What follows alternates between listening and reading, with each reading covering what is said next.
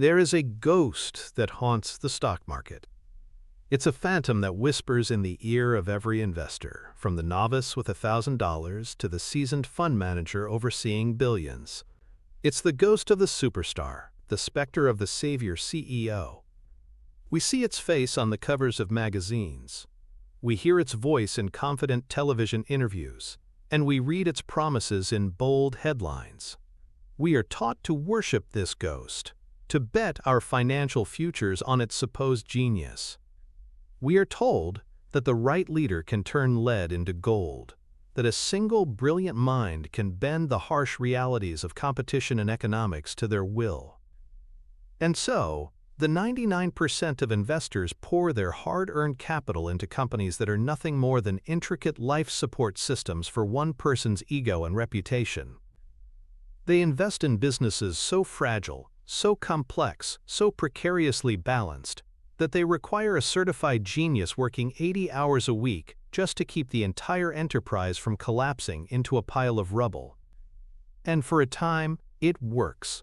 The stock soars, the headlines glow, and the investors feel like they too are part of the genius's magic circle. But then, the inevitable happens. The genius retires. They get sick. They have a crisis of faith and move to an ashram. They get into a public feud that tarnishes their reputation. Or, worst of all, they are simply revealed to be human, their magic touch failing them on a critical decision, and in that moment, the ghost vanishes. The life support system is switched off. The fragile business, stripped of its one great protector, shatters. The stock price doesn't just fall. It plummets into a black hole from which it will never recover. The retirement accounts of millions who bet on the man instead of the plan are decimated. This is the costly mistake, the single greatest trap in modern investing. It is a siren song that has lured countless portfolios to their doom. But there is a different path. There is a principle, a way of thinking so powerful and so contrary to the noise of the market that it has been the bedrock of the greatest fortune ever built through stock picking. It's a principle championed by Warren Buffett, and it is brutally, beautifully simple. Invest in a business that is so wonderful, so powerful, so structurally dominant that any idiot can run it. Because sooner or later, one will. This isn't a clever soundbite. It is a profound financial philosophy. It is the secret to building a portfolio that is not just successful, but resilient. A portfolio that doesn't depend on luck, or quarterly earnings beats, or the mood swings of a charismatic leader. It is the blueprint for creating a financial fortress, a citadel of capital that grows steadily and securely, year after year, decade after decade, immune to the changing whims of celebrity and the inevitable departure of heroes. It is a promise of security in a world of uncertainty. This is the final promise of true investing. And today, we are going to deconstruct that promise piece by piece and turn it into your new operating system for wealth building. We will journey through the 5 pillars that support this entire philosophy, transforming you from a gambler who bets on people into a strategist who invests in unbreachable systems. This is the most important shift in perspective you will ever make as an investor. Our first pillar is the bedrock upon which this entire strategy is built. We must first understand what one of these magnificent businesses truly is. It's not enough to say a good business. We need a more rigorous, more powerful definition. We must learn to identify what Buffett calls a durable competitive advantage, or a moat. This is the core of the fortress business, a company so structurally sound that it can withstand the tests of time, competition, and even mediocre management. To understand this concept not as an abstract theory, but as a tangible, cash-producing reality, we must travel back to 1972.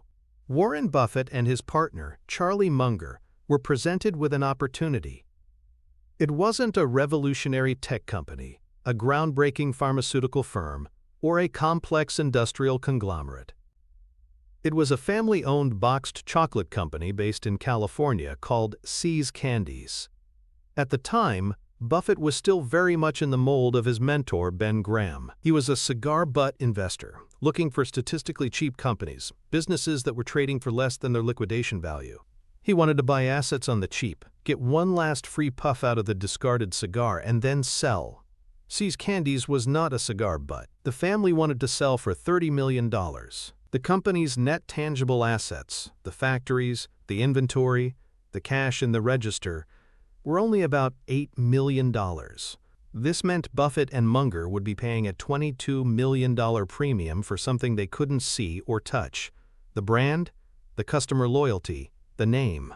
This went against every fiber of Buffett's early training. He balked at the price. He was ready to walk away. It was Charlie Munger who pushed him. Munger argued that they weren't just buying machinery and inventory. They were buying a small regional monopoly on customer affection. They were buying a tradition. After some negotiation, they agreed to a price of $25 million. Buffett would later say this was a pivotal moment in his career.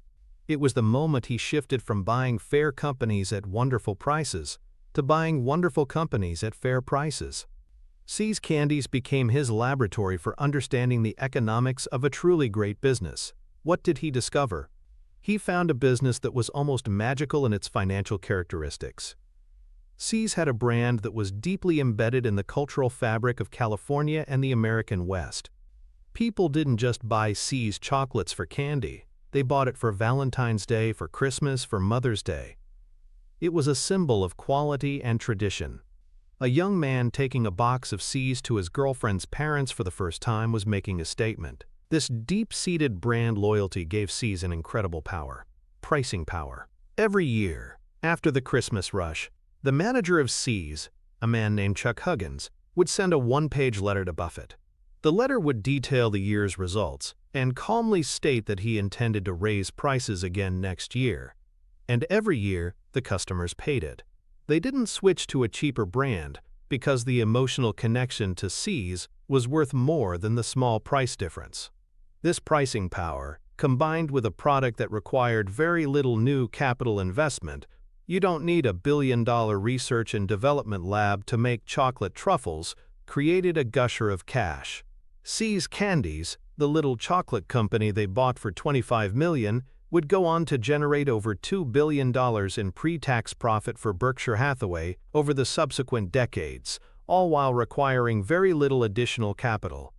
It was a money machine that didn't need a genius to operate. It just needed a competent manager like Chuck Huggins to not mess it up. Don't change the recipes. Maintain the quality. Keep the stores clean. Raise prices a little each year. The business itself, the moat around it, did all the heavy lifting. This experience taught Buffett the most important lesson in his financial education. The true value of a business lies in the durability of its competitive advantage. A company that can consistently raise prices without losing customers, that is beloved by its patrons, and that doesn't need to constantly reinvent itself to survive, is the ultimate financial asset. It's a business a monkey could run, and that is the secret to its immense long-term value.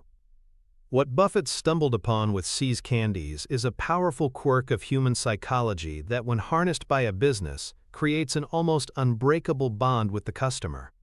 The underlying principle at play here is a combination of the endowment effect and the cognitive ease of brand loyalty. The endowment effect, first described by Nobel laureate Richard Thaler, is our tendency to overvalue things simply because we own them. If I give you a coffee mug and then 10 minutes later offer to buy it back, you will, on average, demand a significantly higher price than you would have been willing to pay for it in the first place. Ownership creates an irrational emotional attachment. Great brands like See's Candies masterfully exploit a social version of this effect. Customers don't legally own the See's brand, but they feel a sense of psychological ownership over it. It's their chocolate shop. It's the candy they grew up with, the one their grandmother always had in a dish on the coffee table. The brand is endowed with their memories, their traditions, their family history. When a customer stands in a See's store, they aren't just making a simple transaction. They are reaffirming their identity, participating in a comforting ritual. This psychological ownership makes them fiercely loyal and stunningly insensitive to price. Asking a loyal See's customer to switch to a generic brand to save $2 is like asking them to sell a family heirloom for pocket change. The economic value is irrelevant. The emotional value is priceless. This is the deepest, most durable competitive advantage a business can have. It exists purely in the minds of millions of customers, a collective hallucination of value that is more real and more powerful than any factory or patent. This brand loyalty is reinforced by another powerful mental shortcut: cognitive ease. Our brains are inherently lazy. They are designed to conserve energy. Thinking is hard work, so we are constantly looking for ways to avoid it.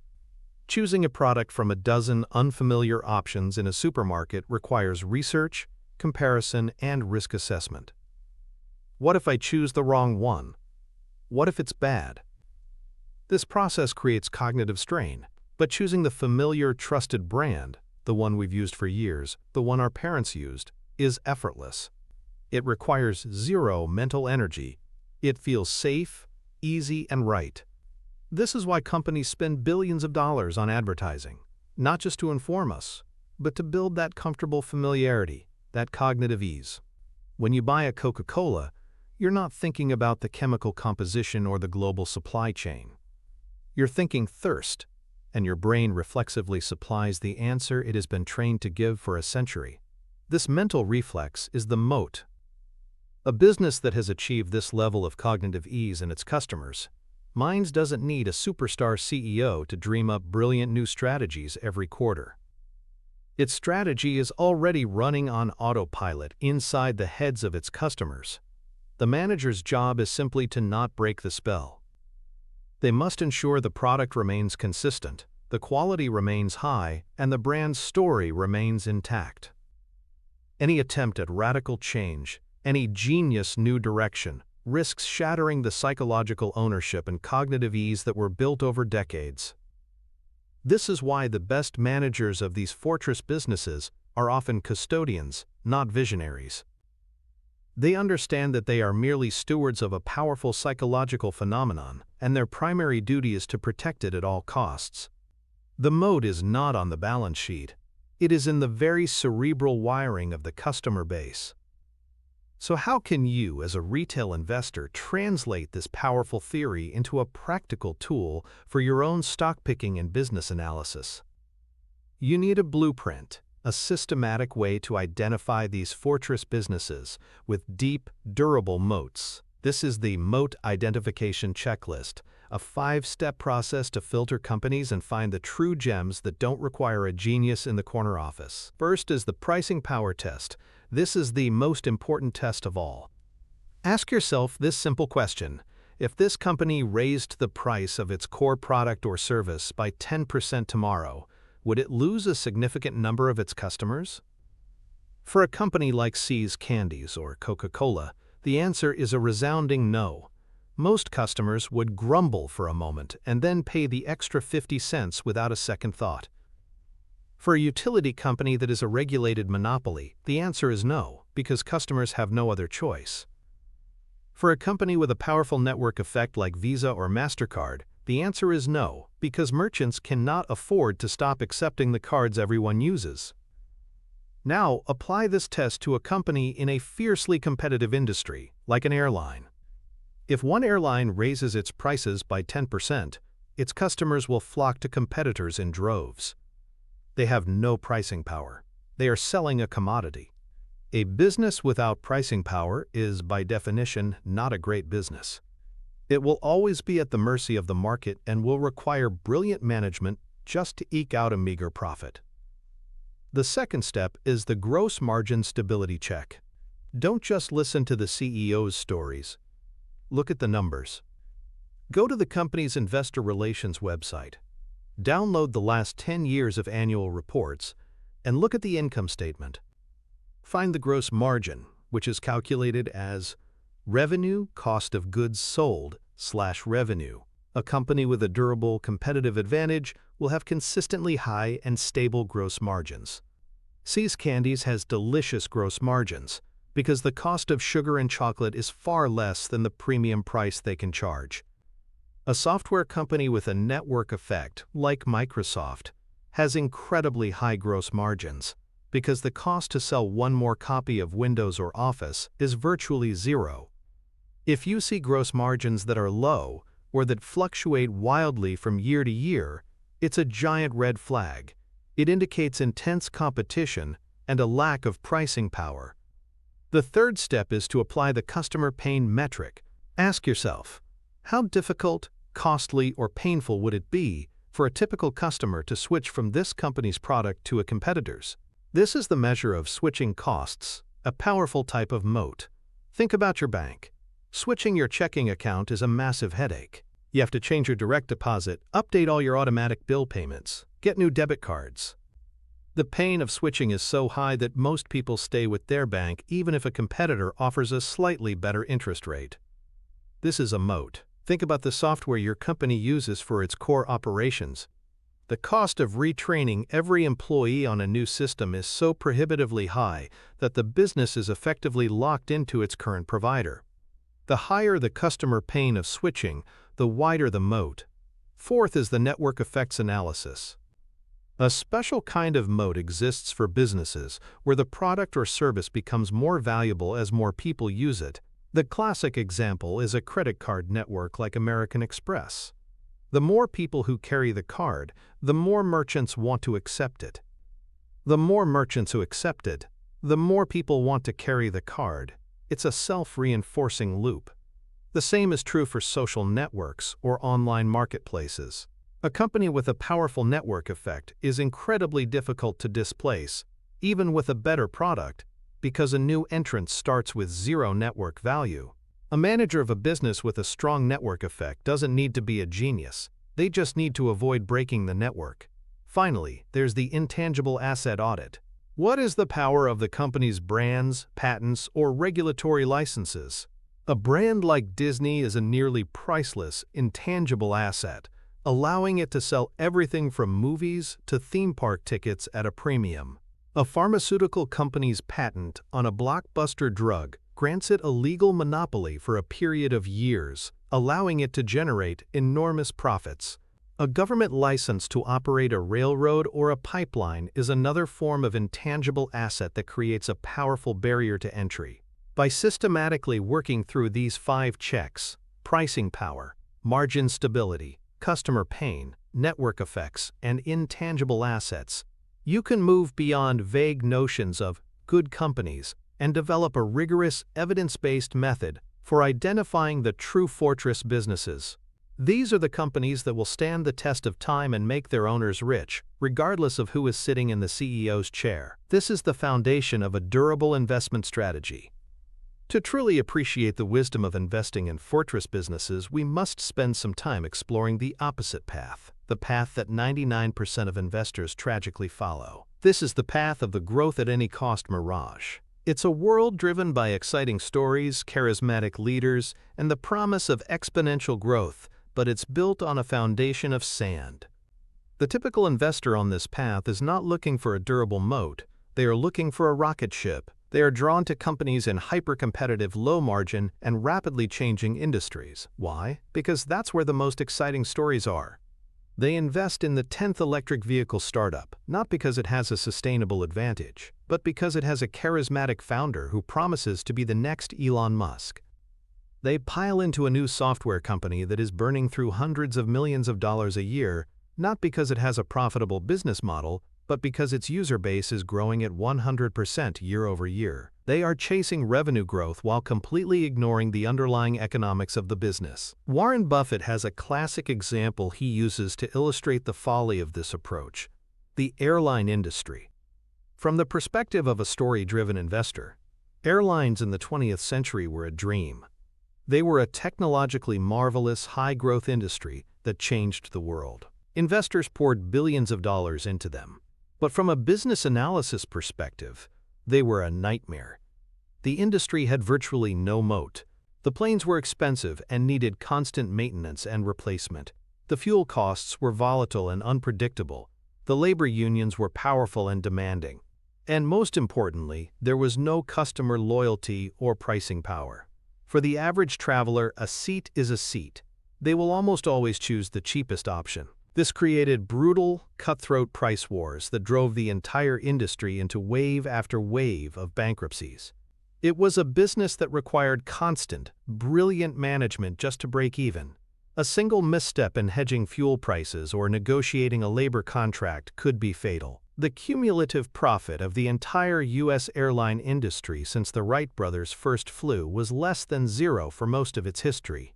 Billions of dollars of investor capital were incinerated in the pursuit of a growth story that had no underlying economic foundation. This is the fate of most companies that follow the growth-at-any-cost model.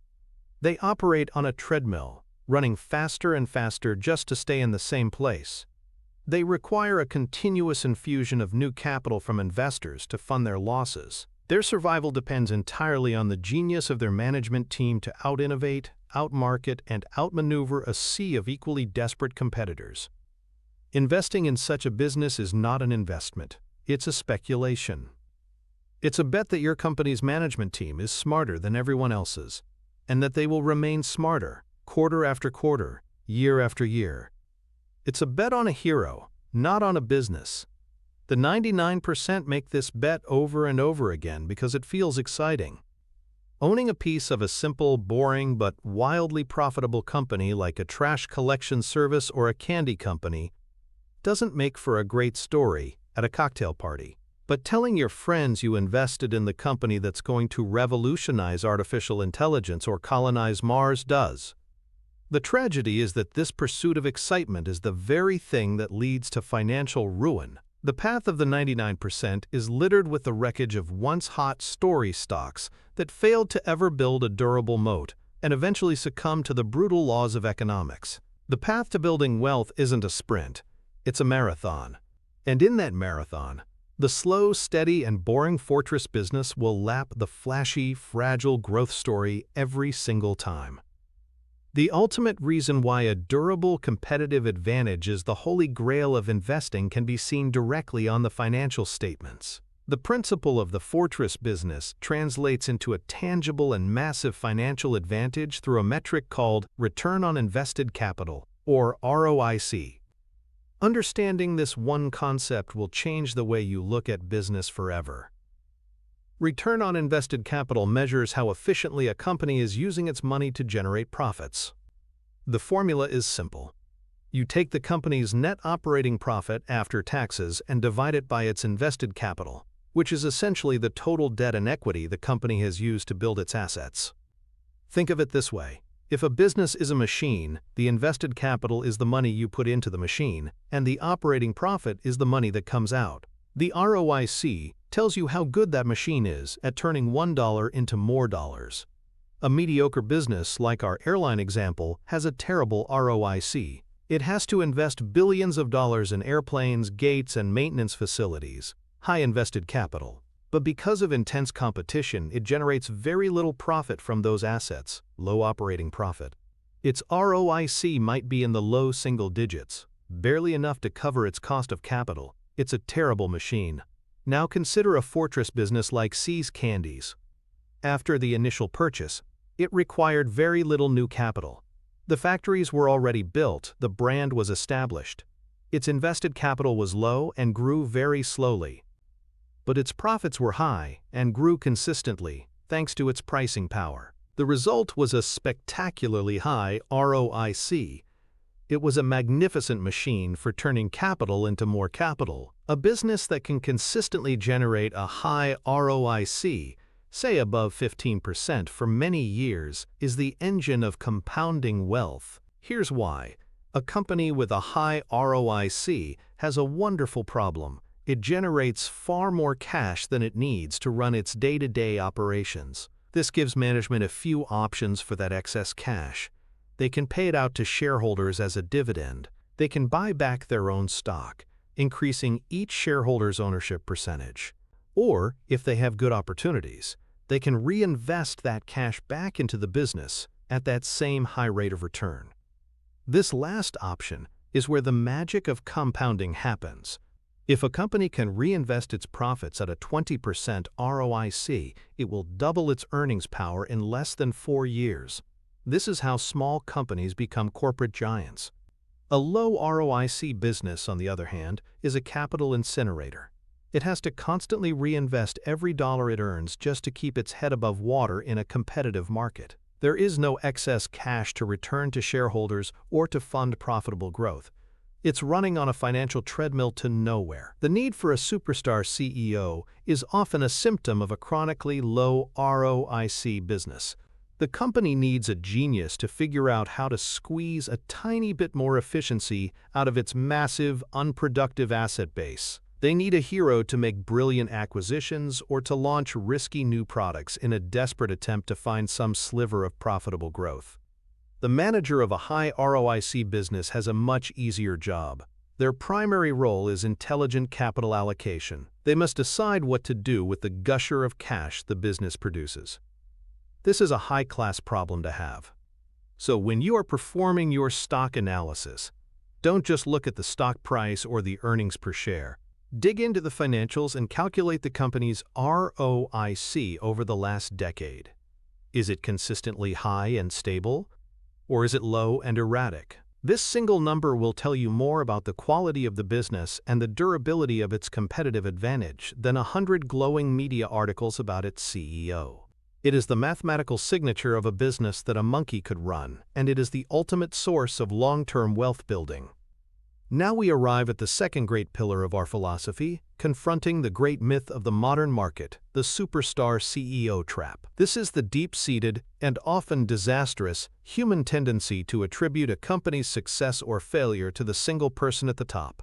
We are a species that loves stories, and stories need heroes and villains. The narrative of the brilliant, visionary CEO leading their company to glory is far more compelling than the boring reality of a company succeeding due to decades-old distribution advantages or stable gross margins. This seduction of genius is a powerful psychological force, and it leads investors to make a catastrophic error. They stop analyzing the business and start analyzing the biography. To truly understand the danger, we must examine the story of Jack Welch and General Electric. For 2 decades, from 1981 to 2001, Jack Welch was not just a CEO, he was a corporate deity. He was named Manager of the Century by Fortune magazine. He was lauded for his Neutron Jack persona, his ruthless efficiency, and his uncanny ability to deliver smooth, predictable double-digit earnings growth year after year, quarter after quarter. Under his leadership, GE's market capitalization grew from $13 billion to over $400 billion. Investors who bet on Jack Welch were handsomely rewarded, and the cult of the superstar CEO was cemented in the public consciousness. People didn't invest in General Electric, the complex industrial and financial conglomerate. They invested in Jack Welch, the genius. But what was the business that this genius was actually running? It was a sprawling, impossibly complex empire. One of its largest and most profitable divisions was GE Capital, which was essentially a massive, unregulated bank attached to an industrial company. Its inner workings were a black box, opaque even to sophisticated financial analysts. Welch used the complexity of GE Capital like a master magician, moving money between hundreds of subsidiaries to perfectly smooth out the company's earnings, ensuring they always met Wall Street's expectations to the penny. This created an illusion of flawless, predictable performance. The market loved the magic show and ignored the fact that no one truly understood how the tricks were being done. The underlying business wasn't a simple, durable fortress like See's Candies. It was a fragile, interconnected web of financial bets that relied entirely on Welch's aggressive management and financial engineering to hold it together. The moat wasn't a durable competitive advantage. The moat was Jack Welch himself. And then, in 2001, the inevitable happened. Jack Welch retired. He was replaced by his hand-picked successor, Jeff Immelt. The magic show was over. Without Welch's masterful command of the black box, the fragility of the underlying business began to show. The smooth earnings growth vanished. The complexity that had once been seen as a sign of sophistication was now revealed to be a source of profound risk. The 2008 financial crisis exposed the rot within GE Capital, bringing the entire company to the brink of collapse. The stock, which had peaked at over $60 a share under Welch, entered a 2-decade-long death spiral, eventually falling below $10 and suffering the humiliation of being removed from the Dow Jones Industrial Average, an index it had been a part of for over a century. The lesson is brutal and clear. The investors who had bet on the genius of Jack Welch discovered that they had actually made a bet on a complex, low-quality, and ultimately fragile business. The perceived strength of the company was entirely tied to one man. When he left, the illusion shattered, and decades of shareholder wealth were vaporized. This is the superstar CEO trap in its purest form. A charismatic leader can temporarily mask the flaws of a weak business, but they cannot defy the laws of economic gravity forever. True long-term investing, the kind that builds lasting wealth, requires you to look past the hero on the stage and focus exclusively on the quality of the stage itself. Because the hero will always, eventually, exit. The reason we are so susceptible to the superstar CEO trap lies deep within our cognitive wiring. It's a product of two powerful psychological biases: the halo effect and the authority bias. Understanding these mental shortcuts is the first step toward building an immunity to them. The halo effect is a cognitive bias where our overall impression of a person influences how we feel and think about their specific traits. If we perceive someone as charismatic, successful, and confident, we unconsciously assume they are also intelligent, competent, and trustworthy in all areas. When a CEO appears on the cover of a major business magazine, hailed as a visionary, a halo ignites around their head. We see them give a brilliant presentation or a charming interview, and our brain takes a shortcut. We think, wow, this person is impressive. Therefore, the company they run must also be impressive. Their strategy must be sound, their financial statements must be solid, and their stock must be a good buy. We stop doing the hard work of independent business analysis because the halo has already made the decision for us. We transfer the positive attributes of the person onto the business, whether it's warranted or not. Jack Welch had one of the brightest halos in corporate history. His confidence and success were so overwhelming that for years, very few people dared to question the underlying quality and complexity of GE's business. The halo blinded them to the immense risks that were brewing just beneath the surface. Closely related to this is the authority bias, our ingrained tendency to be more influenced by the opinions of authority figures. From a young age, we are taught to listen to and respect parents, teachers, and experts. This is generally a useful heuristic for navigating the world, but it can be disastrous in investing. A CEO, especially a celebrated one, is the ultimate authority figure for their company. When they confidently predict a bright future, unveil a bold new strategy, or dismiss concerns about competition, we are psychologically predisposed to believe them. Our critical thinking faculties switch off. We defer to their authority. We think, they're the CEO of a multi-billion-dollar company, they have access to all the data, they're surrounded by smart people. Who am I, a retail investor, to question their judgment? This is a fatal mistake. It is the investor's job, their single most important duty, to question everything. The market pays you for correct, independent judgment, not for obedience.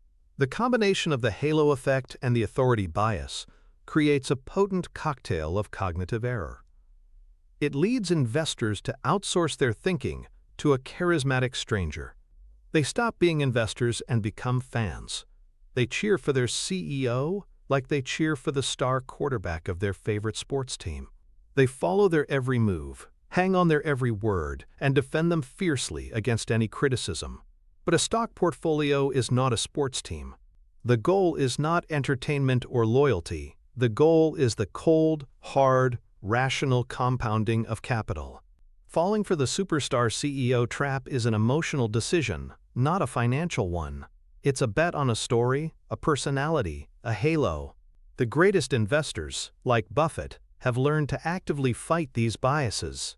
They make a conscious effort to separate the person from the business, to ignore the narrative and focus solely on the numbers and the competitive realities. They understand that the stock market is a battlefield of business models, not a popularity contest for executives. How can you, as an investor, systematically strip away the dangerous allure of the superstar CEO and focus on what truly matters? You need a practical mental model, a technique to neutralize these powerful biases.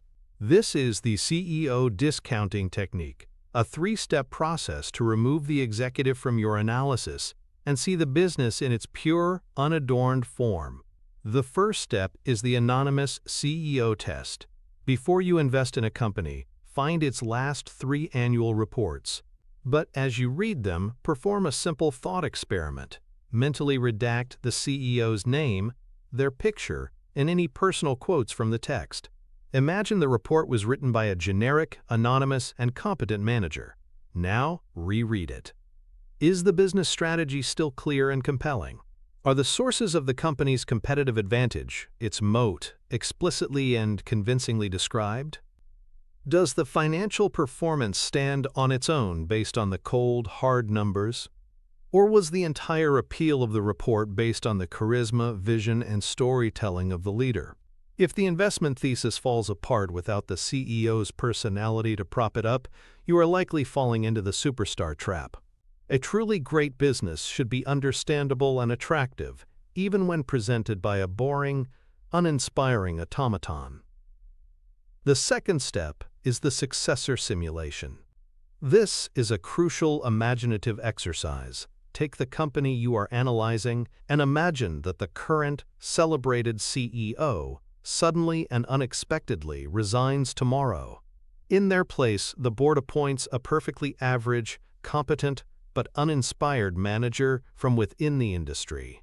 Let's call him Mr. Johnson. He's not a visionary. He's not a media darling. He's just a steady B-plus executive. Now, ask yourself the hard question. Under Mr. Johnson's perfectly average leadership, does the business model still work?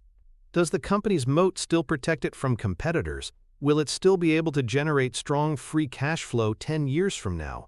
If the answer is a confident yes, you have found a robust fortress-like business. The company's success is inherent to its structure, not dependent on the genius of its leader.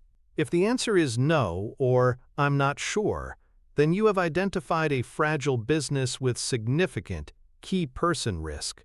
Your investment is not in a durable enterprise. It is a speculative bet on the continued health, motivation, and brilliance of a single human being. The third and final step is the capital allocation audit. This is where you move from the qualitative to the quantitative.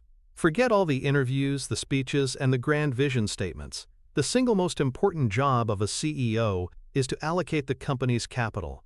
You must judge them not by their words but by their actual capital allocation decisions. Get the company's cash flow statements for the past 5 to 10 years. Where did the money go? Did they reinvest it back into the core business? If so, what was the return on that incremental investment? Did they use it to make acquisitions? If so, did they overpay? Did those acquisitions actually add value and strengthen the company's moat? Or were they just expensive distractions? Did they use the cash to buy back their own stock? If so, was the stock trading at a cheap price, making it an intelligent use of capital, or was it at an all-time high a foolish and value-destructive move? By analyzing these decisions, you can cut through the noise and assess the true quality of the management. A great CEO is, first and foremost, a great capital allocator. A charismatic CEO who is a poor capital allocator will eventually destroy the business. A boring CEO who is a brilliant capital allocator will make shareholders incredibly wealthy. By applying the anonymous CEO test, the successor simulation, and the capital allocation audit, you create a powerful filter. You force yourself to discount the halo and the authority of the leader, and focus with laser-like precision on the two things that actually determine long-term investment success: the quality of the business and the rationality of its capital allocation. To fully grasp the danger of betting on a hero, we must examine the antithesis of this philosophy, the siren song of the turnaround story. This is where the 99% of investors most often get burned, and it is the purest expression of the superstar CEO trap. A turnaround story begins with a once great company that has fallen on hard times. Its business model is broken, its brand is tarnished, and its stock price is in the gutter. The situation seems hopeless. But then, a savior arrives. A new CEO is hired, often from a highly successful competitor. They are celebrated in the press as a brilliant visionary, a miracle worker who is going to rescue the dying company. The media narrative is intoxicating. The stock price, which was left for dead, often surges on the news of the hero's appointment. Investors, drawn in by the drama and the promise of a multi-bagger return, pile in. They are not betting on the broken business. They are betting 100% on the new CEO's genius to fix it. This is one of the lowest probability bets in the entire investment world. Consider the infamous story of Ron Johnson at JCPenney. In 2011, JCPenney was a struggling, old-fashioned department store. To save the company, they hired Ron Johnson, the man who had masterminded Apple's wildly successful retail store strategy. On paper, he was the ultimate superstar. The market went wild. Here was the genius from Apple, the pinnacle of modern retail, coming to transform a dinosaur. Investors ignored the fact that JCPenney's underlying business was terrible. It had no moat. It was trapped in a death struggle with competitors like Walmart and Target on the low end, and Macy's and Nordstrom on the high end. Its brand was irrelevant to a new generation of shoppers. Ron Johnson came in with a bold vision. He would eliminate the coupons and constant sales that Penny's customers were addicted to and create a new, fair and square pricing model. He would transform the stores into collections of boutiques. It was a radical plan, born of his experience in the unique, high-margin world of Apple. The problem was that JCPenney's customers were not Apple customers. They were bargain hunters who loved the thrill of a good sale. They were confused and alienated by the new strategy. Sales didn't just fall, they collapsed. The company started burning through cash at an alarming rate. Within 17 months, Ron Johnson, the celebrated savior, was fired. The stock price, which had spiked on his hiring, cratered to new lows, wiping out the investors who had bet on his turnaround magic. A similar story played out with Marissa Mayer at Yahoo. Hired from Google in 2012, she was a celebrated tech prodigy tasked with reviving the fading internet giant. She made a flurry of acquisitions and tried to pivot the company toward mobile and social media, but the core problem remained. Yahoo's underlying business, its search and display advertising segments, was being systematically dismantled by Google and Facebook, two of the most powerful fortress businesses on the planet. No amount of managerial genius could reverse that tide. The business was structurally broken. The turnaround never materialized, and Yahoo was eventually sold for a fraction of its former glory. The lesson from these stories, and countless others like them, is stark. A great manager cannot save a terrible business. The underlying economics of the industry and the company's competitive position are far more powerful forces than the will of any single executive. Betting on a turnaround is like betting on a jockey to win the Kentucky Derby while riding a mule. The jockey might be the best in the world, but the animal they are riding determines the outcome. The 99% are drawn to these stories because they are dramatic and hopeful.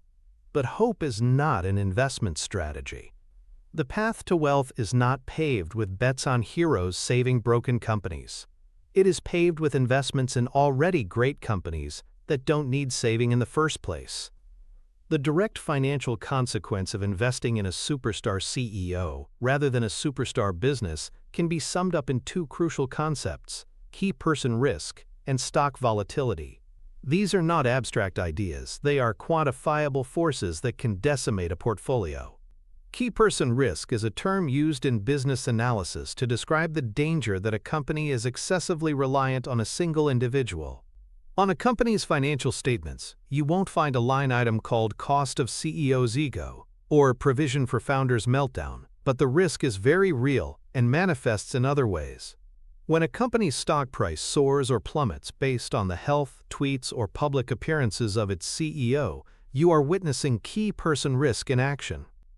Consider a company like Tesla.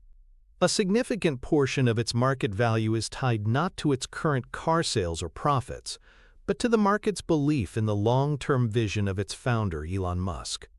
As a result, the stock's performance is often tethered to his actions. A surprise tweet can send the stock soaring or tumbling. A controversial podcast appearance can create days of negative headlines and stock pressure. This creates a situation where the investor is forced to spend as much time analyzing the psychology of one man as they do analyzing the fundamentals of the global auto industry. This is a precarious foundation for a long-term investment. This reliance on a single individual leads directly to the second financial consequence: extreme stock volatility. Volatility is a measure of how much a stock's price swings up and down.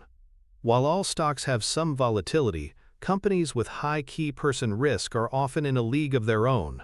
Their price charts look like violent seismograph readings. This volatility is the enemy of rational, long-term compounding. Firstly, it wreaks havoc on an investor's emotions. It's incredibly difficult to hold on to a stock for the long term when you are watching it gain or lose 20% of its value in a single week based on the latest news cycle about the CEO. It encourages a trader's mindset of trying to time the wild swings, which is a loser's game for the vast majority of people. Secondly, high volatility can lead to permanent loss of capital. A stable, boring fortress business might see its stock price dip 10 or 20% in a market downturn. A volatile, CEO-centric stock can be cut in half, and if the negative story is about the CEO themselves, it may never recover. The smooth, predictable upward trajectory of a high-quality business is what allows the miracle of compounding to work. A stock that experiences massive booms and busts is much more likely to see its long-term compounded return be mediocre, even if it had periods of spectacular gains. In contrast, a business that a monkey could run has inherently low-key person risk. If the CEO of Coca-Cola or Procter & Gamble retires tomorrow, it will be a footnote in the financial news. The stock price will barely budge. Why? Because investors know that the company's success is not dependent on that one person. The strength lies in the global brands, the distribution networks, the customer habits, the moat. The business itself is the hero. This stability and predictability is a massive and often underrated financial advantage. It allows for a peaceful night's sleep. It allows you to hold the investment through market cycles without panicking. It creates a smoother, more reliable path to building wealth. When you choose to invest in systems over saviors, you are making a direct choice to lower the risk and volatility in your portfolio. You are trading the fleeting excitement of betting on a hero for the profound, long-term security of betting on a fortress. This is the cornerstone of professional-grade portfolio management. We now arrive at our third pillar, which transforms our philosophy from a high-level concept into a sharp, practical tool. This is the indifferent manager test, Buffett's secret litmus test for true business quality. It's one thing to talk about moats and superstar CEOs. It's another to have a concrete mental exercise that allows you to assess this quality in any business you look at. This isn't just about finding good businesses. It's about finding businesses that are almost foolproof. To understand the origins of this mindset, we can look at an early investment that Buffett made, one where he had to step in and manage the business himself. The acquisition of the Buffalo Evening News in 1977. At the time, many cities had both a morning and an evening newspaper. However, the economics of the newspaper business were brutal. The industry was characterized by high fixed costs: the printing presses, the delivery trucks, the reporters' salaries. In almost every city, one newspaper would eventually pull ahead in circulation. Once it did, it would attract the lion's share of the advertising revenue, as businesses wanted to reach the largest audience. This created a winner-take-all dynamic. The leading paper would become incredibly profitable, while the number 2 paper would bleed cash and eventually go out of business. When Buffett bought the Buffalo Evening News, it was the number 2 paper in a brutal war with the morning paper. For a time, the business was incredibly difficult, requiring all of Buffett's competitive fire and management skill just to survive. But eventually, the morning paper folded. Overnight, the Buffalo Evening News went from being a difficult business to a fantastic one. It was now a local monopoly. It had a locked-in readership and, more importantly, it had immense pricing power over local advertisers who had nowhere else to go to reach the entire city. The business suddenly became incredibly easy to run. The hard part was winning the war. The easy part was ruling the kingdom. This experience, and others like it, taught Buffett a profound lesson. The quality of a business is not static. It exists on a spectrum from easy to hard. A hard business is one in a state of constant, intense competition, requiring brilliant management and aggressive tactics just to stay afloat. An easy business is one that enjoys a protected, monopolistic-like position, a fortress that practically runs itself. From this insight, the idea of the indifferent manager test was born. The test is a thought experiment. Could this business be run successfully by a manager who is merely competent but completely uninspired and indifferent? Would the business's structural advantages, its moat, be enough to protect it and allow it to continue generating cash even under mediocre leadership? For the Buffalo Evening News, after its competitor folded, the answer was a clear yes. An indifferent manager could simply publish the paper every day, cash the checks from advertisers, and occasionally raise the ad rates. The moat, the local monopoly, did all the work. For a company in a rapidly changing, technologically complex industry, the answer would be a clear no.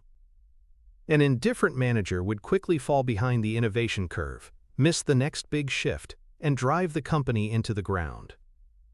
This test became a core filter in Buffett's investment process. It wasn't enough for a business to be doing well under its current, brilliant management. It had to be a business that was so fundamentally strong that it didn't require brilliant management. It had to be idiot-proof.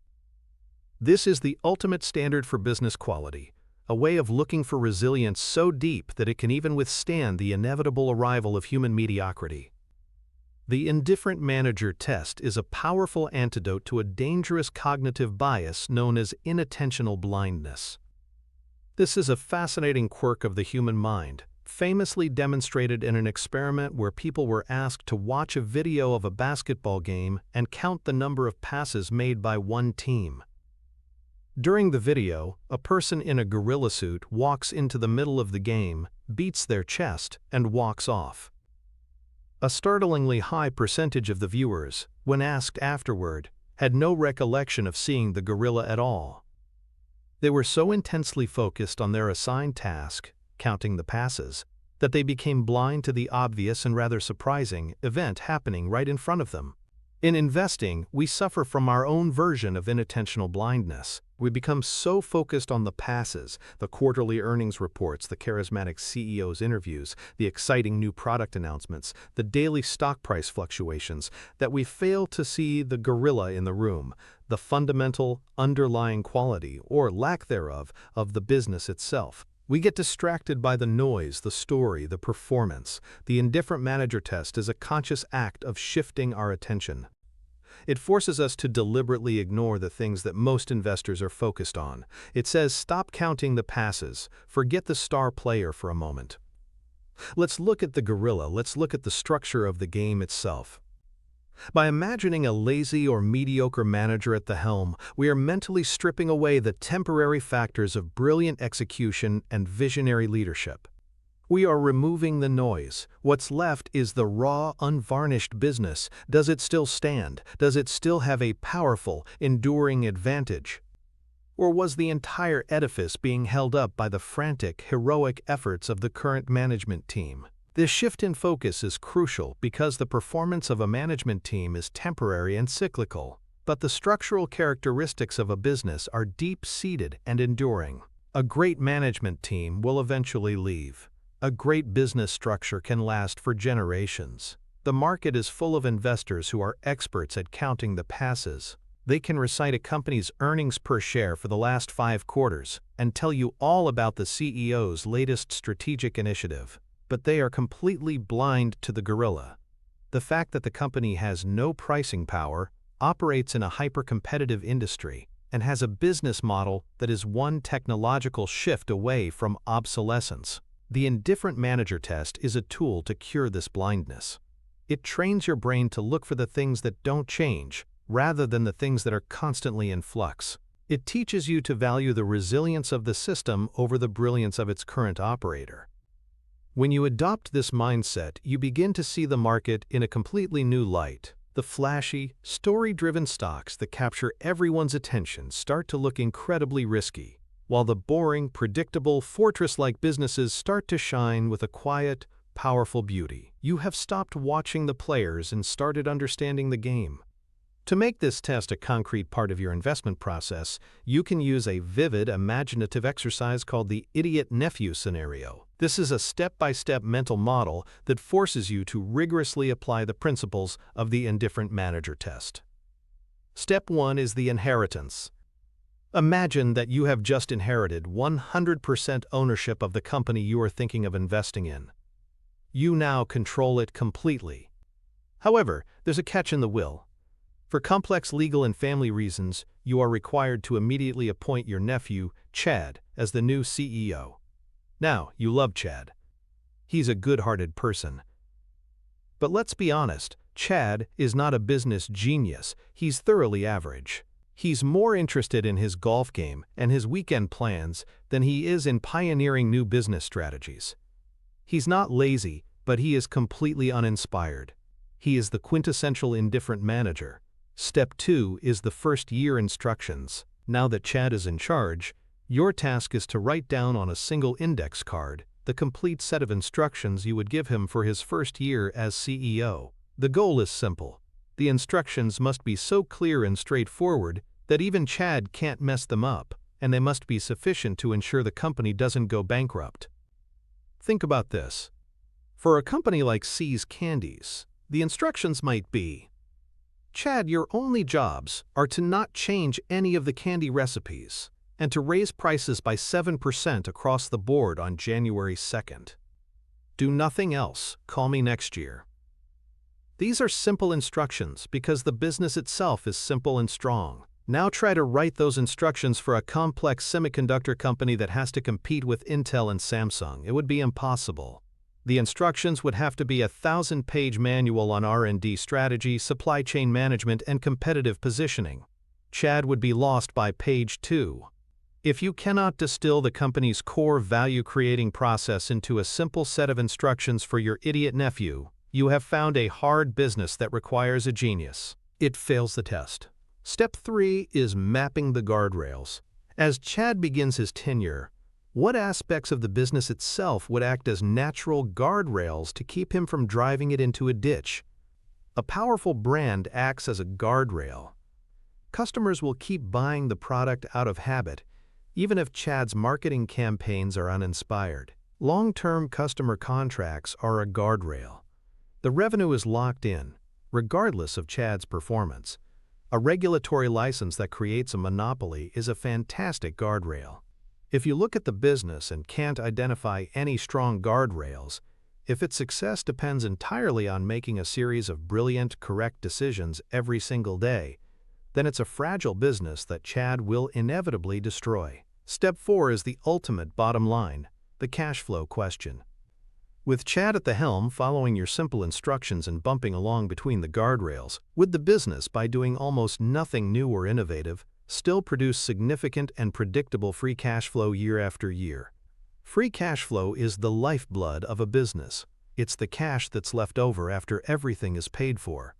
If the business can gush cash even under Chad's mediocre leadership, you have found a truly magnificent, easy-to-run business. This is the ultimate test of a moat's strength. The idiot nephew scenario is more than just a funny mental image. It is a powerful analytic tool.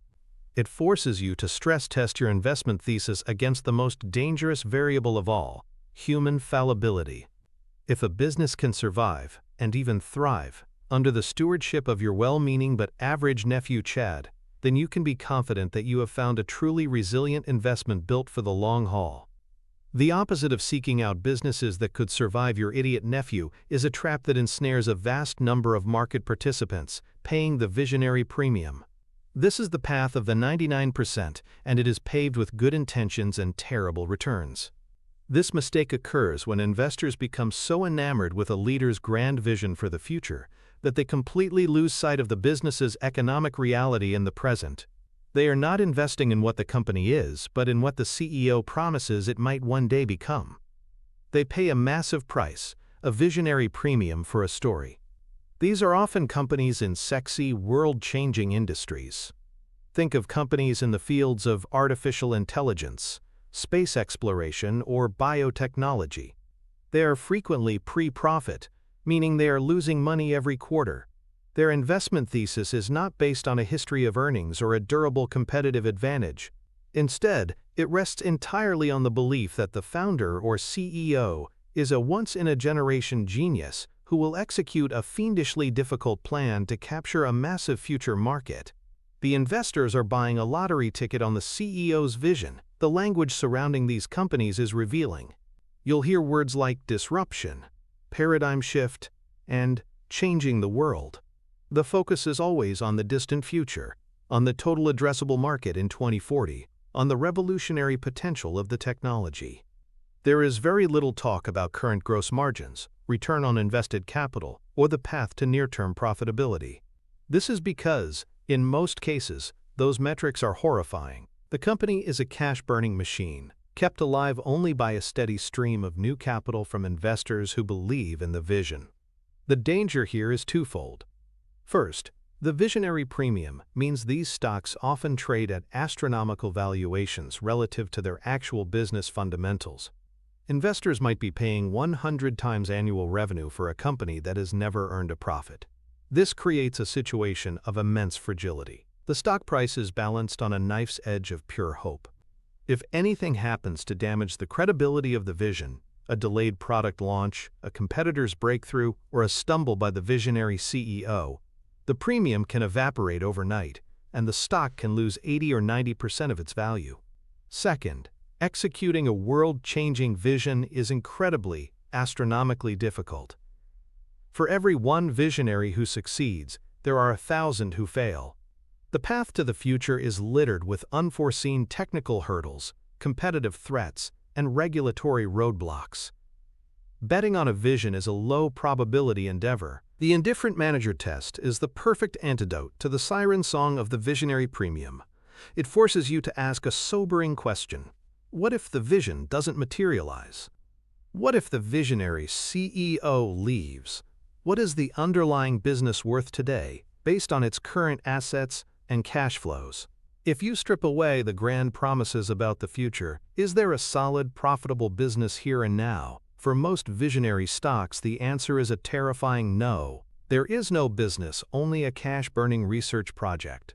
The 99% of investors are drawn to these stories because they are exciting and offer the tantalizing possibility of a 100x return. They want to be part of the next big thing. But professional investors, those focused on building lasting wealth, know that the path to financial freedom is not paved with lottery tickets.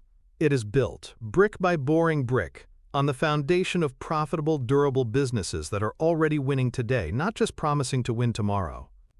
The direct financial connection, the number that appears on the statements that proves the value of the indifferent manager test, is free cash flow generation. This metric, more than any other, reveals the true economic health and resilience of a business. Free cash flow, FCF, is the cash that a company generates after accounting for all of its operating expenses and its capital expenditures, the money it needs to spend on maintaining and expanding its asset base.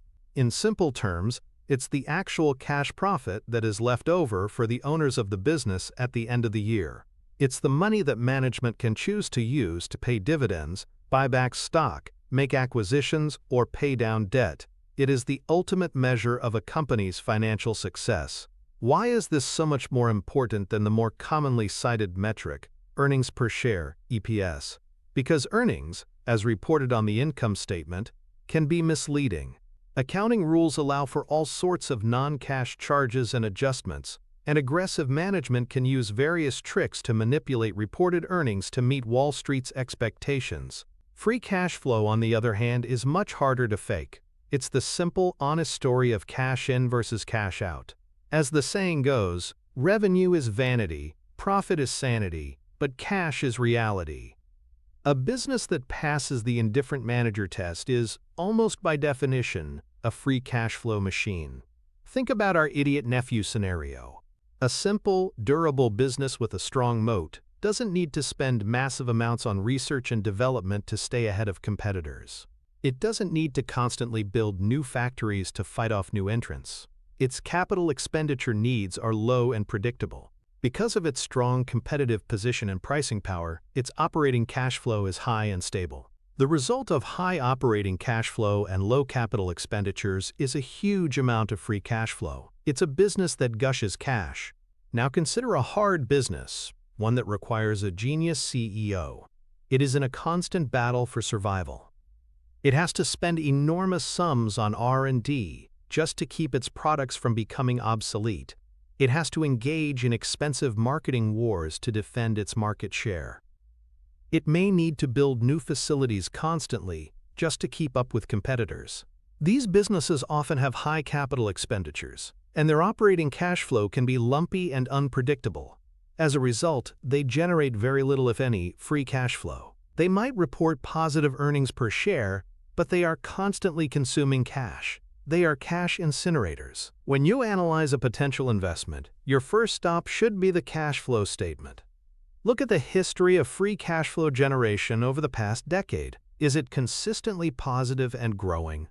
Or is it negative, erratic, and unpredictable? You can calculate the FCF yield by taking the free cash flow per share and dividing it by the stock price. This tells you what percentage return in pure cash the business is generating on your investment. A business with a high and stable FCF yield is a far more attractive and safer investment than one with a low or negative yield, regardless of what the headlines say. This focus on free cash flow is the financial core of value investing. It's the discipline of buying real, cash-producing assets. A business that can generate substantial cash even when run by an indifferent manager is the ultimate financial fortress. Its ability to produce this surplus cash year in and year out is the engine that will power your long-term wealth creation. This brings us to our fourth pillar, a simple but profound idea that underpins this entire philosophy: the economics of simplicity. In a world that seems to celebrate complexity, the greatest investors have always understood that in business and in finance, complexity is often the enemy of long-term returns. The best businesses, the truly durable fortresses, are almost always simple and understandable. The more moving parts a business has, the more things can go wrong. To see this principle in its purest form, we need only look at one of Buffett's longest-held and most successful investments, the Coca-Cola Company. What does Coca-Cola do? It mixes sugar, water, and a secret syrup and sells it through a global distribution network. That's it. For over a century, that has been the core business. It is a business of breathtaking simplicity. Buffett has famously said that he wants to invest in businesses that are so simple that he can understand them completely, and that have such a durable moat that he can predict, with a reasonable degree of certainty, what they will look like in 10 or 20 years. Coca-Cola fits this description perfectly. The product barely changes. The human desire for a sweet, cold, caffeinated beverage is a constant. The brand is one of the most powerful intangible assets on the planet, recognized in every corner of the globe. The distribution system, built over decades in partnership with a network of bottlers, is a logistical fortress that would be almost impossible for a competitor to replicate. Buffett doesn't need to be an expert in chemistry or international logistics to understand this business. He can sit in his office in Omaha and know that today, billions of people around the world will drink a Coke, and the company will earn a tiny, high-margin profit on each and every one of them. He can be confident that 10 years from now, the same basic process will still be happening. The simplicity of the business model is what gives him this long-term certainty. Now contrast this with his famous aversion, for many decades, to investing in technology companies. It wasn't because he was a Luddite or thought technology was unimportant. It was because he felt the industry was simply too complex and changed too rapidly for him to have any confidence in predicting the long-term winners. In the late 1990s, everyone was piling into tech stocks. But Buffett couldn't answer a simple question: which of these companies will still have a durable competitive advantage in 10 years? In technology, the landscape is in a state of constant, violent upheaval. The winner of today can be the forgotten relic of tomorrow. Think of the dominant tech companies of the past: AOL, MySpace, Nokia. They seemed invincible in their day, but their moats proved to be shallow and easily breached by the next wave of innovation.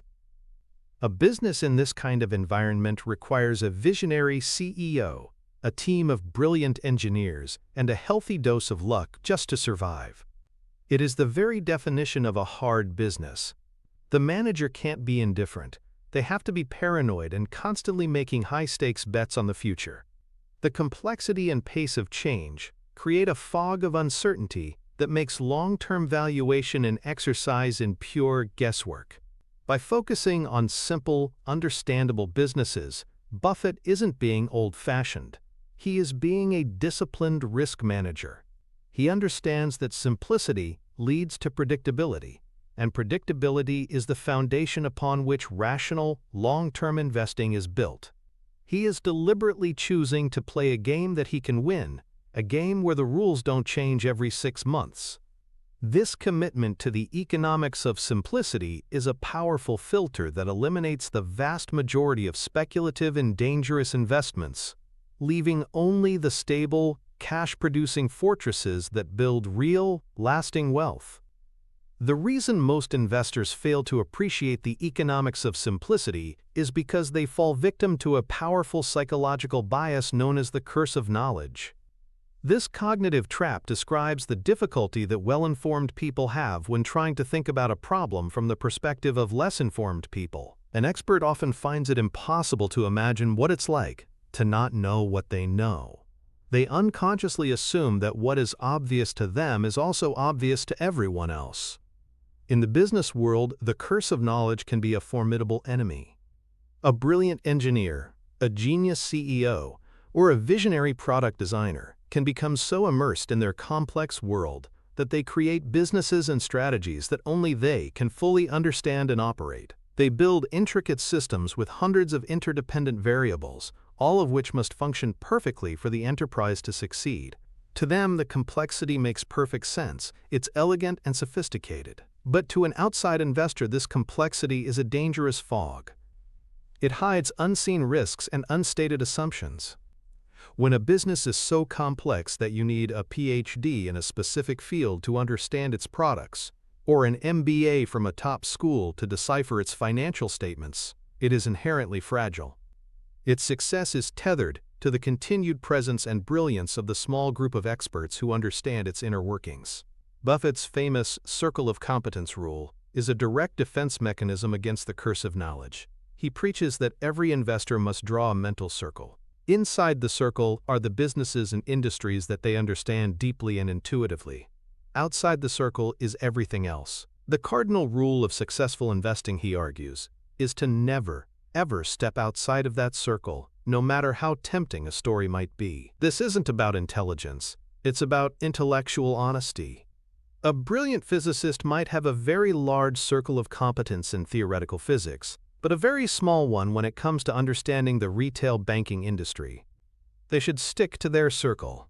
By insisting on simple, understandable businesses, Buffett is simply enforcing the discipline of staying within his own circle of competence.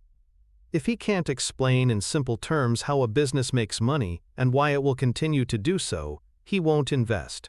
He is consciously choosing to avoid businesses run by experts who may be suffering from the curse of knowledge. He is avoiding the fog of complexity where risk loves to hide.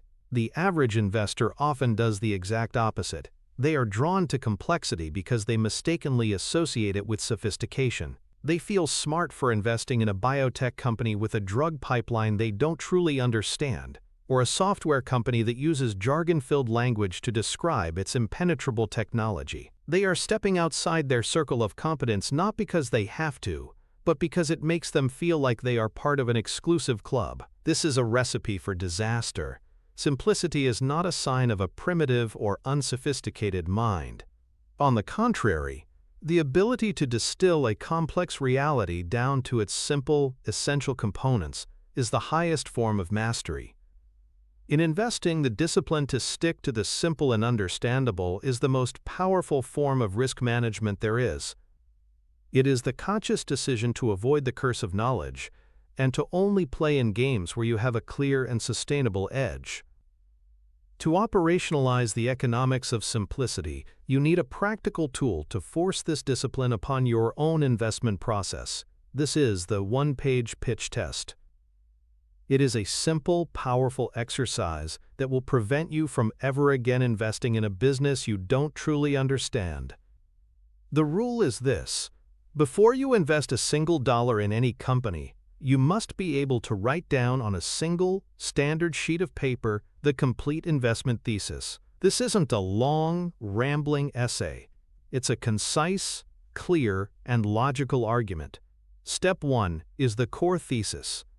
At the top of the page, in 1 or 2 sentences, you must be able to explain exactly how this business makes money and why it will continue to make money for the next 10 years. This is the heart of the pitch. If you can't articulate this clearly and simply, you don't understand the business well enough to invest in it. For Coca-Cola, it might be: Coca-Cola sells a branded, non-alcoholic beverage concentrate to a global network of bottlers, earning a high-margin royalty on every drink sold.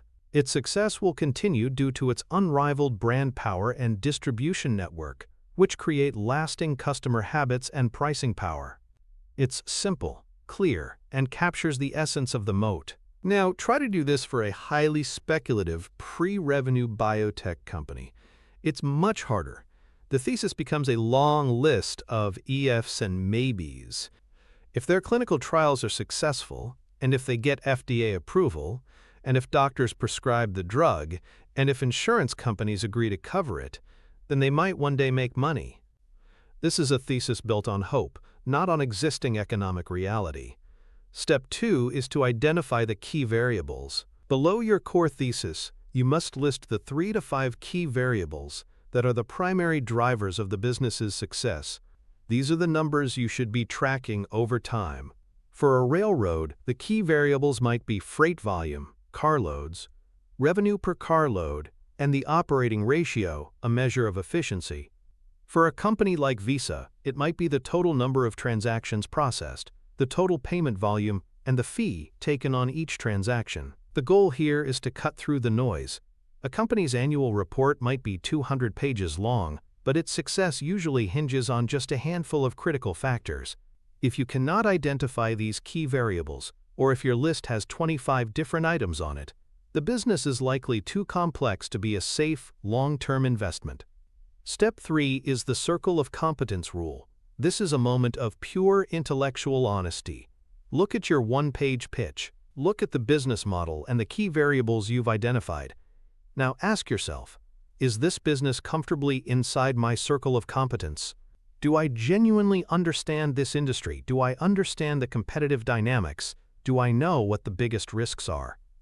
Be brutally honest with yourself. There is no shame in admitting that you don't understand the intricacies of the banking industry's capital requirements or the evolving technology of cloud computing. The only shame is in pretending you do and risking your capital as a result.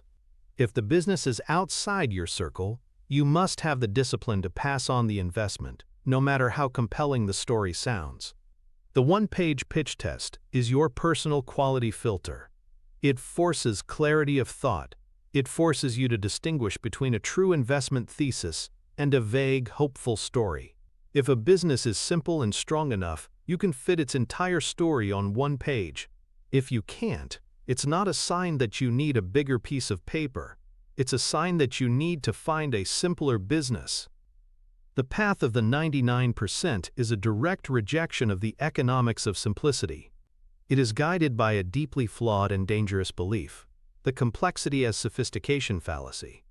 This is the idea that a complex investment strategy or a complex business is inherently superior, smarter, and more likely to succeed than a simple one. It's a fallacy that enriches Wall Street and impoverishes Main Street.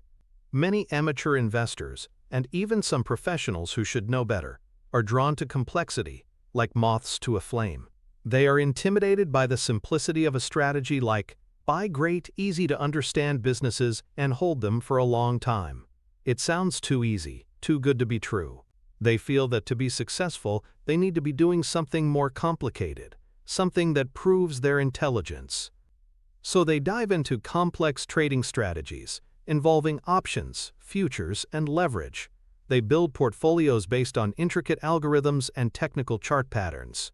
They are constantly buying and selling, trying to outsmart the market on a minute-by-minute basis.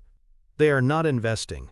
They are playing a complicated game against the most powerful computers and the brightest minds in the world, a game they are almost certain to lose.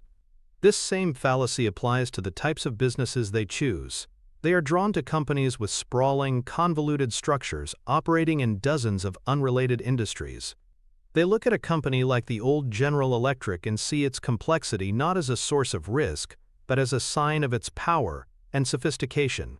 They are impressed by businesses built on cutting-edge, impenetrable technology, believing that its very incomprehensibility is a sign of its brilliance.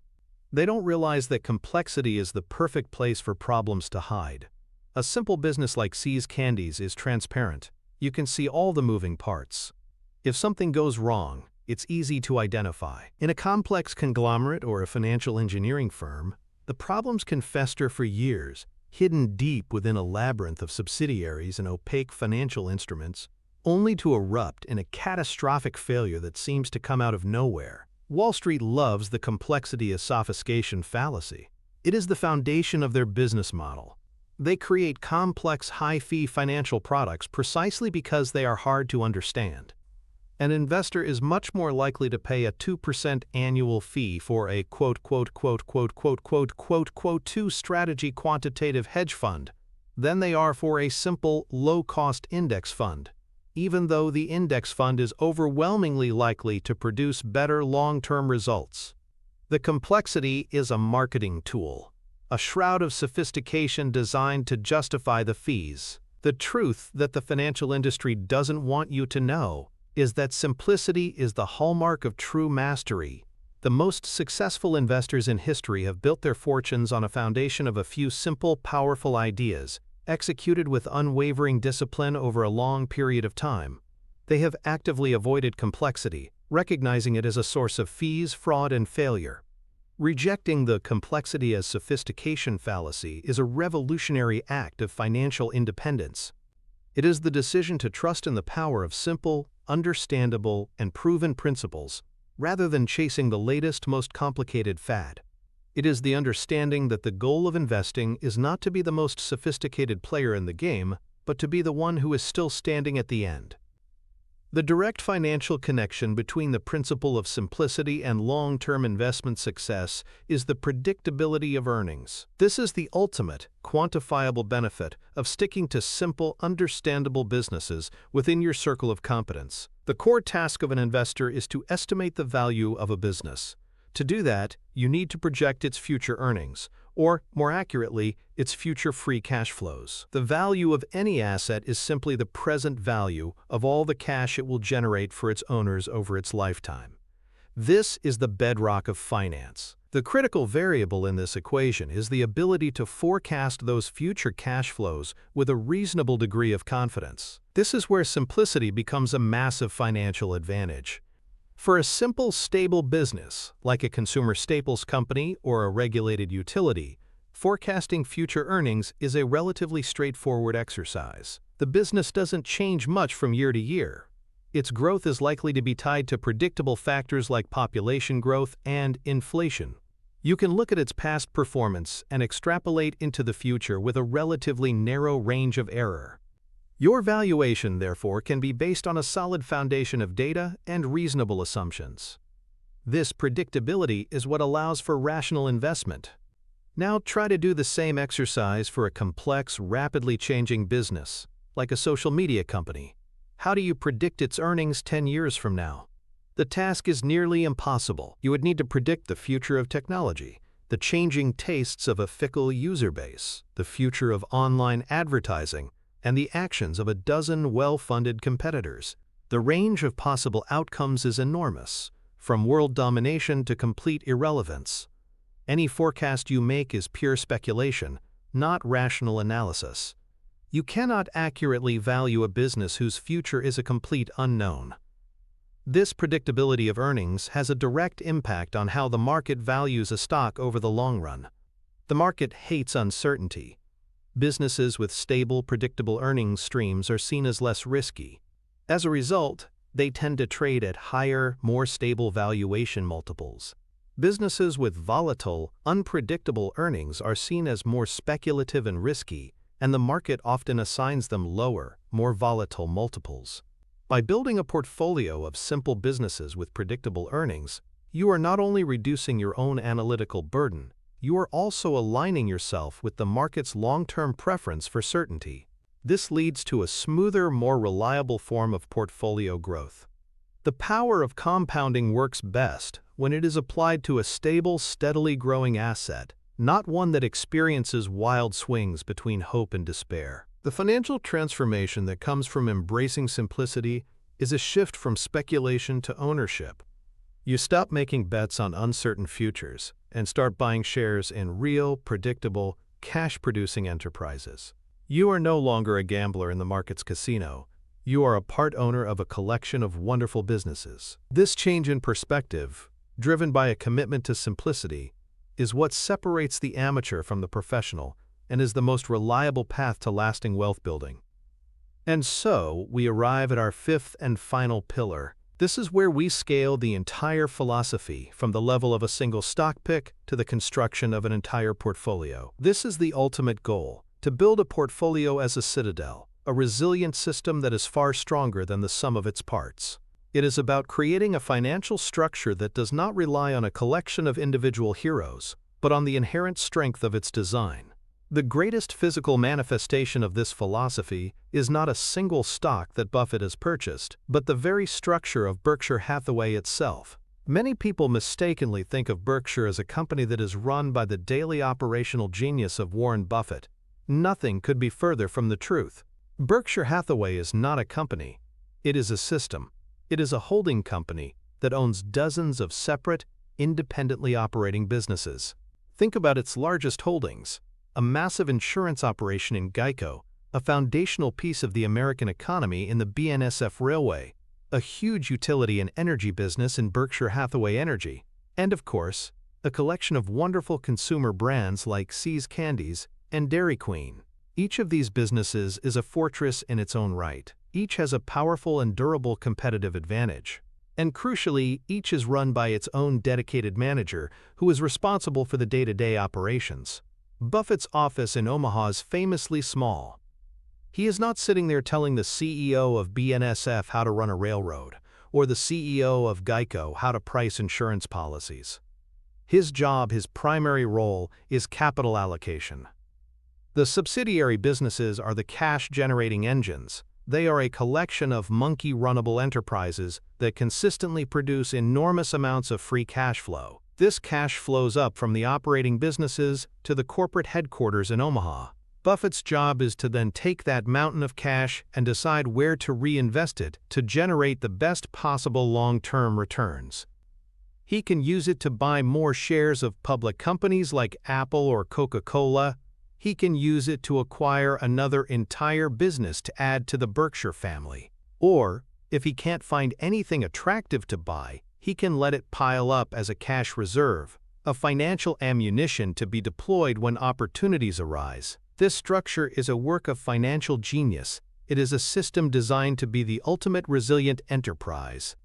The success of Berkshire Hathaway does not depend on Buffett's ability to invent a new product or outmaneuver a competitor in a specific industry.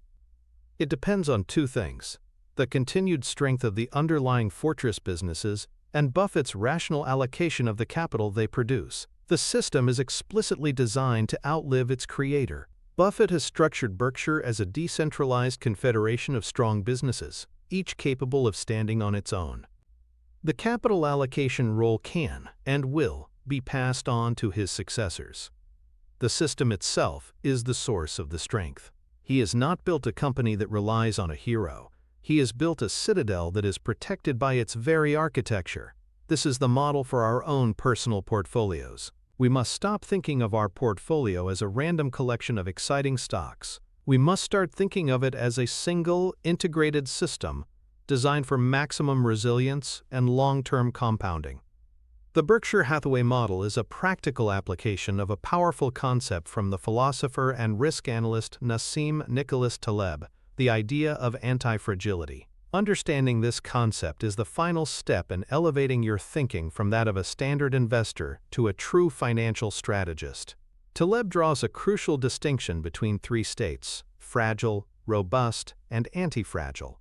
Something that is fragile, like a porcelain teacup, breaks under stress or shock. Something that is robust or resilient, like a block of steel, withstands shock and remains unchanged. But something that is anti-fragile, like the human immune system, actually gets stronger from being exposed to stressors and shocks.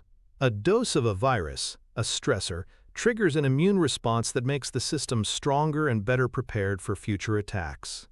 Most investors aim to build a robust portfolio, one that can withstand market downturns. This is a worthy goal, but it is not the highest level of portfolio management.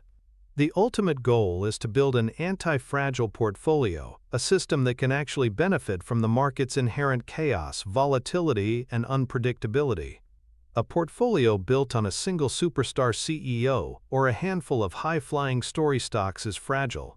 A single negative event, a CEO scandal, a missed earnings report, a new competitor, can cause it to shatter. A diversified portfolio of simple, durable, fortress-like businesses is robust. It can withstand a market panic. The individual components are strong, so the overall structure holds up well under pressure. But a Berkshire-style system is anti-fragile. Here's why. A market crash is a form of massive stress and shock to the financial system. For the fragile portfolio, it's a catastrophe. For the robust portfolio, it's an event to be endured. But for the Berkshire system, it is an opportunity. When the market panics and stock prices collapse, sellers are everywhere and buyers are nowhere to be found. Assets get incredibly cheap. This is the moment when Berkshire, with its mountain of cash generated by its stable operating businesses, becomes the buyer of last resort.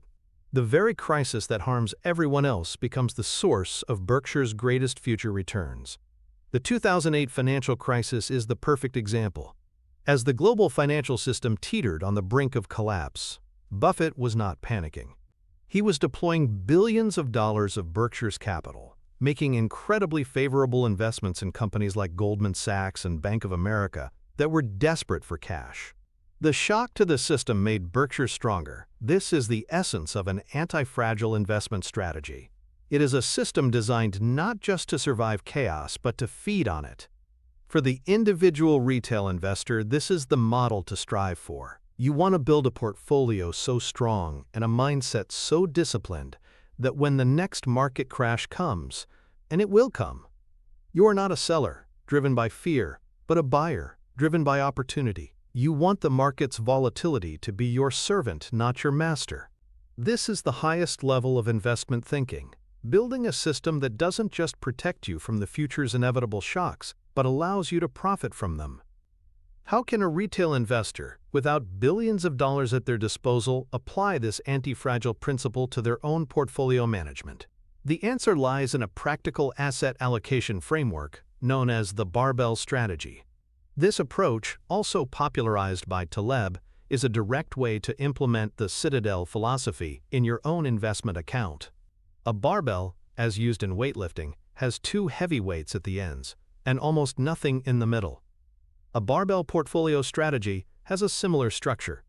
It is composed of two distinct and extreme parts, rather than a single, blended, medium-risk middle. Step 1 is to build the fortress core. This will constitute the vast majority of your portfolio, typically 80 to 90% of your capital.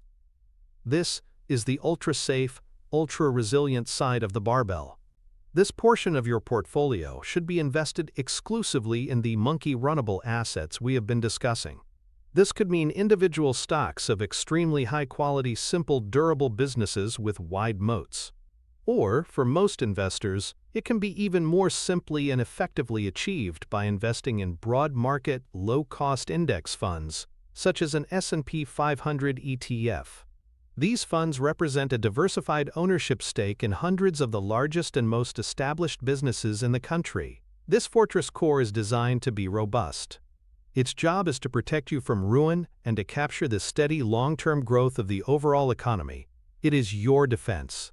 Step 2 is to establish the speculative fringe.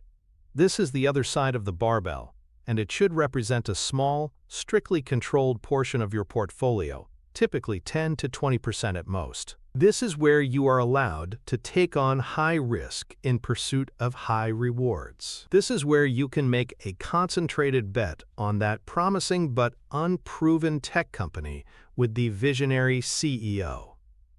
This is where you can invest in a more speculative asset class. The key to the barbell strategy is the strict separation and sizing of this fringe. The cardinal rule is that you should be mentally and financially prepared for this entire portion of your portfolio to go to zero.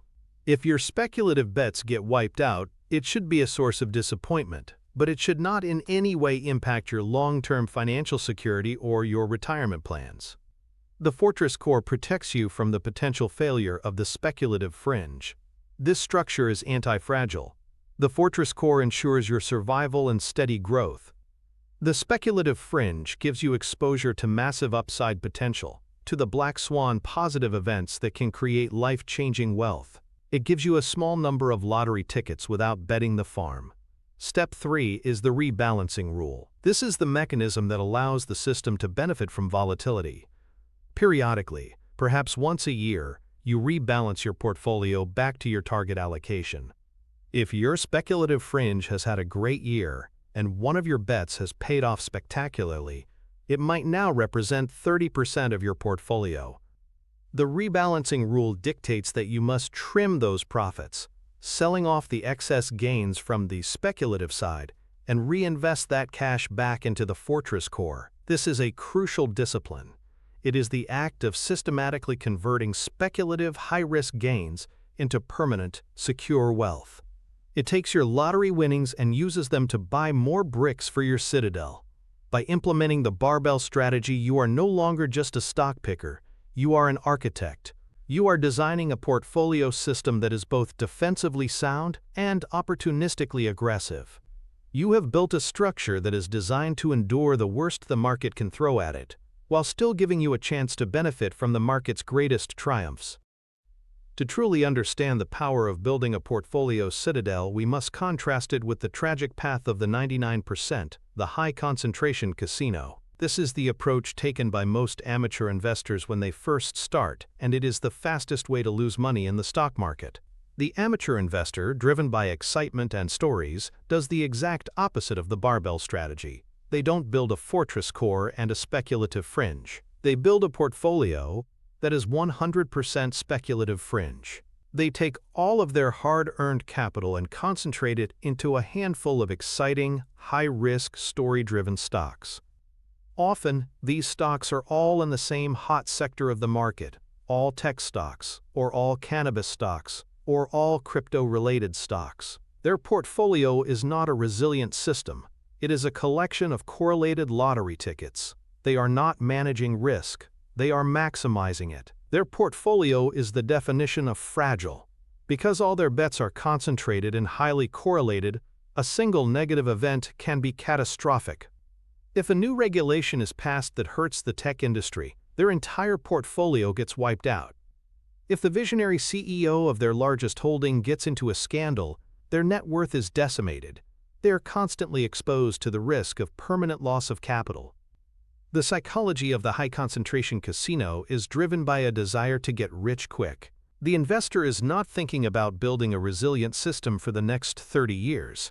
They are thinking about how to turn their $10,000 into $1 million by next year. This short-term lottery ticket mindset is a death knell for long-term wealth creation. It leads to emotional decision-making. When their concentrated bets are going up, they feel like a genius and may even be tempted to borrow money to buy more. When the stocks inevitably crash, they are paralyzed by fear and often sell at the absolute bottom, locking in devastating losses. This is not an investment strategy. It is a form of gambling, but with worse odds than you'd find in Las Vegas. The portfolio citadel, built on the barbell principle, is a direct rejection of this gambler's mindset. It is a conscious choice to prioritize survival and resilience above all else. It is the understanding that the first rule of investing is don't lose money, and the second rule is don't forget the first rule. A large, permanent loss is a mathematical hole that is almost impossible to dig out of. If you lose 50% of your capital, you need to make a 100% return just to get back to even. The high-concentration casino makes these catastrophic losses not just possible, but likely. The portfolio citadel, with its massive fortress core, is designed to make them virtually impossible. By choosing to build a citadel instead of a casino, you are making the most important financial decision of your life. You are choosing the slow, steady, and secure path of the professional over the fast, exciting, and ultimately ruinous path of the amateur. The ultimate financial benefit of building your portfolio as a citadel is the lowering of the single greatest danger in investing, the risk of the permanent loss of capital. This is the final and most important connection between this entire philosophy and your long-term financial success. In the short term, the market is a voting machine, driven by popularity, stories, and emotions. But in the long term, it is a weighing machine, driven by the underlying fundamentals of businesses. The price of a stock can be volatile, but the intrinsic value of a great business tends to grow steadily over time. The goal of a professional investor is to align their portfolio with the long-term trend of intrinsic value growth and to avoid being wiped out by the short-term volatility of price. A permanent loss of capital occurs when you invest in a low-quality, fragile business and its stock price collapses, never to recover. This can happen when a turnaround story fails, when a visionary company runs out of cash, or when a business with no moat is finally crushed by competition. It can also happen when an investor caught in a high-concentration casino portfolio is forced by fear to sell a good company at a terrible price during a market panic. A single one of these catastrophic losses can be devastating. It can set your financial goals back by a decade or more. It can destroy the magic of compounding. The entire philosophy we have discussed today, investing in simple fortress-like businesses that a monkey could run, avoiding the superstar CEO trap, and building a resilient barbell portfolio, is a system designed with one primary objective: to minimize the probability of a permanent loss of capital. A fortress business, by its very nature, is unlikely to go to zero. Its durable competitive advantage protects it. A portfolio with an 80% or 90% allocation to a fortress core is structurally designed to withstand even the most severe market downturns. This focus on defense, on survival, is what separates true investing from speculation. It's not about maximizing your gains in any given year. It's about ensuring the certainty of your returns over a lifetime. The financial impact of this approach is profound. It doesn't just affect your average rate of return, it dramatically lowers the standard deviation of your returns, the volatility. This creates a smoother, more predictable, and less stressful journey toward financial freedom. It replaces the anxiety of gambling with the confidence of ownership. It is the difference between a shaky, nail-biting climb up a jagged cliff face and a steady, secure ascent up a well-built stone staircase. Both might eventually lead to the top, but one path is far more likely to result in a fatal fall. The final promise of this way of thinking is not just wealth, but security. It is the peace of mind that comes from knowing you have built a financial structure that is not dependent on heroes, or luck, or your ability to predict the future. You have built a citadel. You have engineered a system based on timeless principles of business and human psychology. A system designed to endure, to grow, and to protect your capital so that it can compound for decades to come, securing your financial future and that of the generations that follow you. You have made it to the end of this journey, and the time you have invested here is not trivial. You've absorbed a framework that has taken others a lifetime and billions of dollars in mistakes to learn. You now possess a powerful mental tool, a new lens through which to see the entire world of business and finance. You have learned to look past the seductive stories, the celebrated heroes, and the noise of the market. You have learned to see the invisible architecture of a business, to identify the strong, simple, resilient structures that create lasting wealth, and to recognize the fragile, complex, and dangerous ones that destroy it. You no longer have to guess, you have a blueprint, you have the test. But the truth is, this is only one pillar of a much larger structure. A complete system of investment requires a network of interconnected mental models. Knowing what to buy, a fortress business that an idiot can run, is the first and perhaps most important step. But it is not the only step. A truly great investment is the intersection of a wonderful business, run by honest and able people, purchased at a sensible price. You have just mastered the art of identifying the wonderful business. But what about the other two crucial components? How do you assess the integrity and skill of the management team that will be allocating the capital your fortress produces? And, most importantly, how do you determine what a sensible price actually is, so that you don't overpay for even the best business in the world? The video that is now appearing on your screen is not a random suggestion. It is the next piece of the map. It is the essential link that connects what you have just learned to the next level of mastery. It holds the key to one of those missing components, the principles of valuation, or the art of judging management's character. To build a true citadel of wealth, you need all the blueprints. An amateur bets on people. A professional invests in systems. You have laid the foundation of your system today. The choice of whether you continue the ascent, whether you complete your mental arsenal and become a true architect of your financial future, that choice is defined by a single click. The journey is not over.